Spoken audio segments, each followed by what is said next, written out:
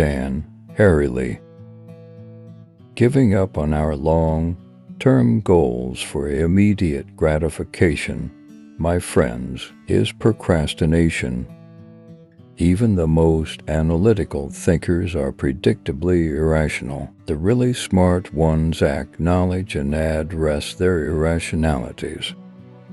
When we think about labor, we usually think about motivation and payment as the same thing, but the reality is that we should probably add all kinds of things to it, meaning creation, challenges, ownership, identity, pride.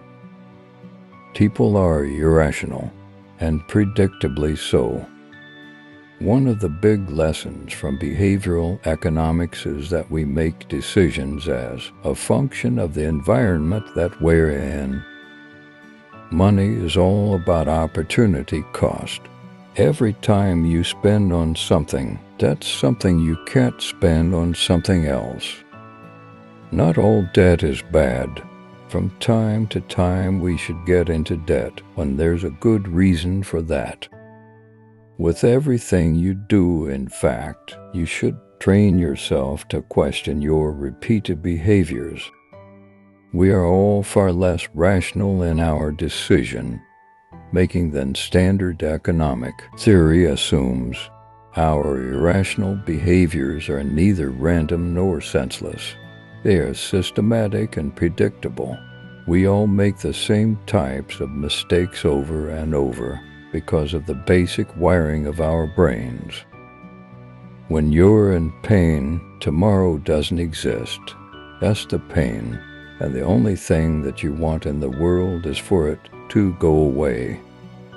Rainy day savings are incredibly important because from time to time, bad things happen. And if you're not prepared for that, it's going to be really terrible. Because cheating is easier when we can justify our behavior, people often cheat in small amounts. We can come up with an excuse for stealing post. It notes, but it is much more difficult to come up with an excuse for taking $10 from petty cash.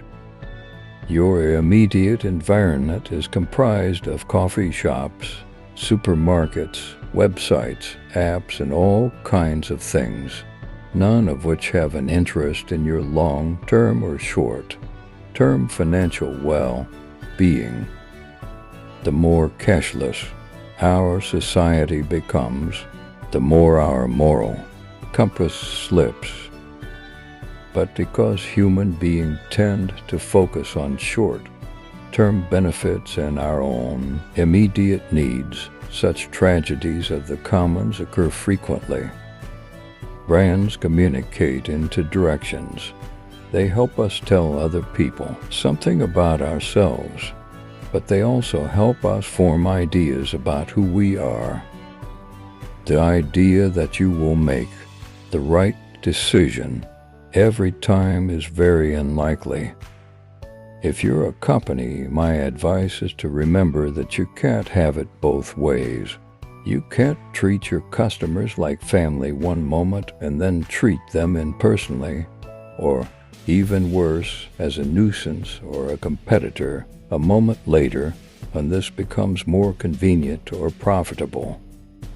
Once you break the social norm and create a new social norm, all of a sudden it can stay with us for a long time.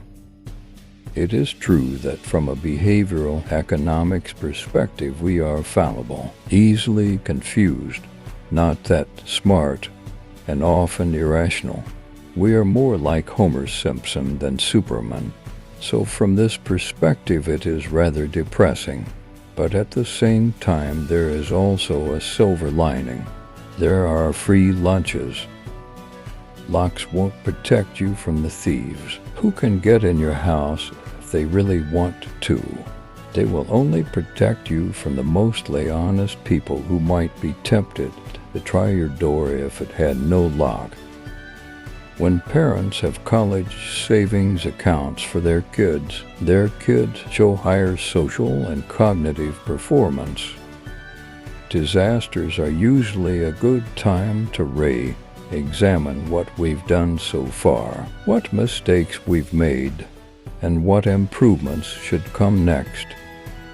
The retail industry has its own headache. It loses $16 billion a year to customers who buy clothes, wear them with the tags tucked in, and return these second-hand clothes for a full refund.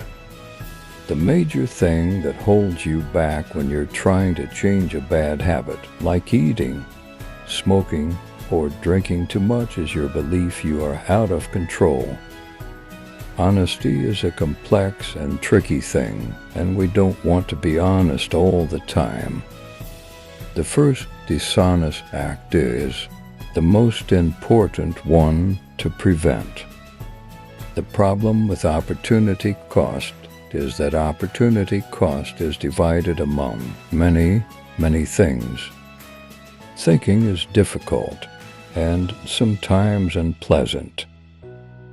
We should teach the students, as well as executives, how to conduct experiments, how to examine data, and how to use these tools to make better decisions. Descartes said, "Cogito ergo sum." I think therefore I am, but suppose we are nothing more than the sum of our first, naive, random behaviors. What then? Believing you are a bad person leads to a slippery slope. We all think that in the future we are wonderful people. We will be patient. We will not procrastinate. We will exercise. We will eat well. The problem is we never get to live in that future. We always live in the present.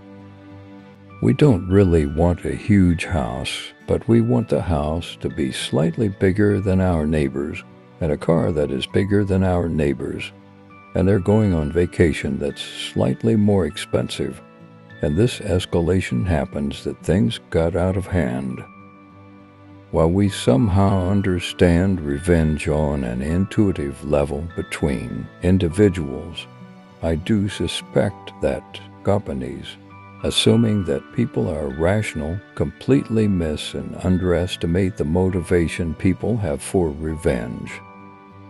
The most difficult thing is to recognize that sometimes we too are blinded by our own incentives, because we don't see how our conflicts of interest work on us. If I gave you now $10 as a gift, how happy would you be? Would you be happy? Is the marginal $10 the best use of $10 you can use? Of course not. If I have you a CD, you know exactly what you are getting and you will have a value for it. So money has lots of problems with it. The danger of expecting nothing is that, in the end, it might be all we'll get. People are willing to work free, and they are willing to work for a reasonable wage, but offer them just a small payment, and they will walk away. It is very difficult to make really big, important, life-changing decisions because we are all susceptible to a formidable array of decision biases. There are more of them than we realize, and they come to visit us more often than we like to admit. Dishonesty is all about the small acts we can take and then think, no, this not real cheating. So if you think that the main mechanism is rationalization, then what you come up with, and that's what we find, is that we're basically trying to balance feeling good about ourselves. You can think about life as a battle between you and the donut shop. The donut shop wants you to eat another donut and pay the money, and you want to do it in the short term. But in the long term, it's not good for you either financially or from a health perspective. I don't think we should go around life and being miserable all the time and feel the pain of paying.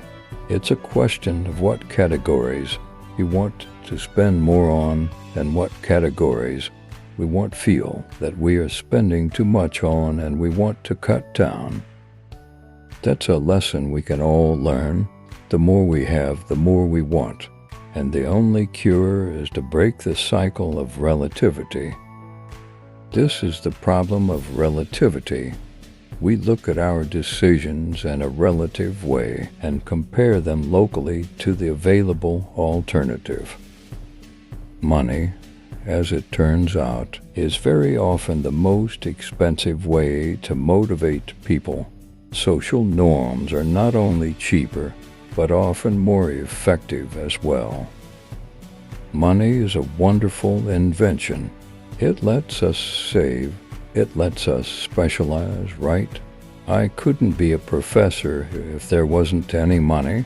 Every day I would have to raise chicken and bread and broccoli and go ahead and spend all my time trading. So, money is a wonderful mechanism. What you should do is wait until the end of each month and then say, okay, how much money do I have? How much do I need? Let me send the rest to retirement.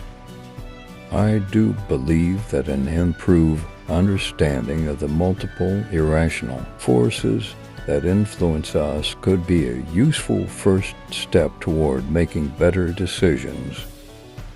As it turns out, we are caring social animals, but when the rules of the game involve money, this tendency is muted. We are all very good at rationalizing our actions so that they are in line with our selfish motives,